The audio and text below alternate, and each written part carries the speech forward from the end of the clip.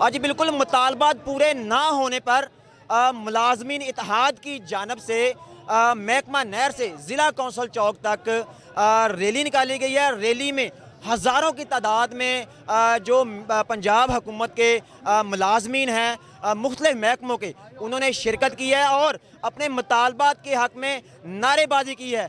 इस वक्त हमारे साथ एपका रहनुमा आमिर मौजूद है, हम उनसे जानते हैं कि उनका इस हवाला से क्या कहना है। जी आमिर भट्टी साहब बताइए, क्या कहते हैं? जी हम ये कहते हैं, हुकूमत पंजाब से ये मुतालबा करते हैं कि हज़ारों की बल्कि लाखों की तादाद में मुलाजमीन के जो मुतालबात हैं उनको फिलफौर तस्लीम किया जाए। उन मुतालबात में ग्रेजुटी की जो उन्होंने कट लगाई है, 17 रूल है, उसके अलावा जो अपना रेगुलर लोगों को किया जाए और डिसपैरिटी लोन जो इन्होंने मरकज़ ने हमें दिया था अभी तक सूबे ने हमें नहीं दिया, उसको निजकारी भी ख़त्म की जाए। ये हमारे मुतालबात हैं। और ग्रुप इंश्योरेंस का जो मसला है हमारा रिटायरमेंट पे दिया जाए। जो हमारे कंटेक्ट मुलाजमीन हैं उनको फिलफौर जो है वो मुस्तकिल बुनियादों पर उनको रेगुलर किया जाए। ये हमारे मुतालबात हैं। हमारे साथ दीगर मुलाजमीन भी मौजूद हैं, हम उनसे भी जानते हैं कि उनका आज इस एहतजाज के हवाले से क्या कहना है। बताइए क्या कहते हैं? जी मैं मोहम्मद आबिद सिद्दीक स्कूल टीचर हूँ, EST और 26 साल हो गए मुझे सर्विस करते हुए, और आज तक यकीन करें मेरे पास बाइक भी नहीं है, ठीक है। लेकिन मुझे यकीन है कि मोहतरमा मरियम नवाज शरीफ जितना एहसास दिल रखती है, वो एक नरम दिल खतून है, हमारी बड़ी बहनों की तरह है, माँ की तरह एक है। इंशाल्लाह मुझे उम्मीद है कि मैया नवाज शरीफ की बेटी जो है वो एक शेर की बेटी है, वो हमारा हक हमें ज़रूर देगी। वो एक इंतहाई प्यार करने वाली औरत है, इंतहाई मोहसन है। वो ये मुलाजमीन का एहतजाज जो है वो देख रही होगी कि हम अपना हक लेने के लिए आए हैं, और जितने दिन भी हमें ये जंग लड़नी पड़ी तो हम इंशाल्लाह ये जंग लड़ेंगे।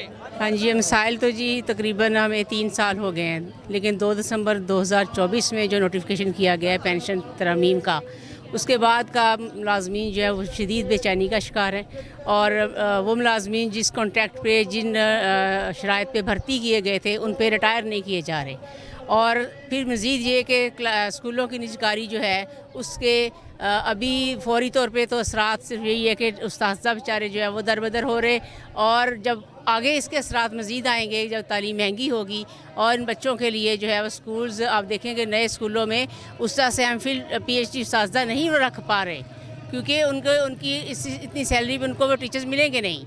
इस तरह से फिर ये स्कूलों की निजकारी, फिर पेंशन तरमीम, फिर 17A का जो कानून है इसके मुताबिक था कि भी मुलाजमीन जो है उनके बच्चों को आगे मज़ीद भर्ती या उनको मार्क्स मिलते होते थे वो, फिर जो है लीव एनकैशमेंट, ये सारे रूल्स जो हैं ये गवर्नमेंट के मुलाजमीन के ख़िलाफ़ गए हैं और इससे मुलाजमीन में शदीद बेचैनी जो है पाई जाती है। तकरीबन 11 साल हो गए हैं हमें, और हमसे पहले वाले जो 2014 में लगे उनको 12 साल हो गए हैं। और हमारे ऑर्डर्स पे लिखा होता है कि 5 साल बाद आपको परमानेंट कर देंगे, और उसके बाद हर साल जो है वो एक्सटेंड कर देते हैं हमारा कॉन्ट्रैक्ट, और उसके बाद परमानेंट नहीं कर रहे। आपको पता ही है गवर्नमेंट में बंदा आता है सुकून होता है कि चलें सरकारी नौकरी है और ये और वो इस तरह से, और 11-12 साल हो गए, मतलब हमारी उम्रें भी निकल गई, हम कहीं और अप्लाई भी नहीं कर सकते। फिर हम जैसे लोग अब क्या करेंगे? ना हमें परमानेंट करें, और बाकी चीज़ें तो बाद की बात है, परमानेंट करेंगे तो फिर ही सारा कुछ होगा ना। मैं महकमा एजुकेशन से मेरा तल्लक है। पिछले 30 साल से मैं इस महकमा एजुकेशन में ना प्रमोशन होती इतनी, और इसके अलावा हमारे ये साहब को मुलाजम दौरान सर्विस अगर को फौत होता था तो उसकी जगह उसका बेटा या बेटी को मुलाजम मिलती, वो भी उन्होंने ख़त्म कर दी, और इसके अलावा कट लगा दिया। और डिसपैरिटी लोन से जो बाकी सूबों में और वफाक में मिल रहा है वो हमें नहीं मिल रहा। तो काइंडली हमारी रिक्वेस्ट है मैं CM पंजाब मैडम से कि वो ये इन जो कवानीन को फिलफौर ख़त्म करे और हमारा हक़ जो मतलब मुलाजमी का उनको अदा किया जाए। शुक्रिया जी। हाँ जी, बिल्कुल मुलाजमीन का कहना है कि जो हमारे मुतालबात हैं ये मंजूर किए जाएं। अगर हमारे मुतालबात ना माने गए तो हम ये एहतजाज का जो दायरा है ये वसी कर देंगे, और उस वक्त तक एहतजाज जारी रहेगा जब तक हमारे मुतालबात पूरे नहीं हो जाते। जी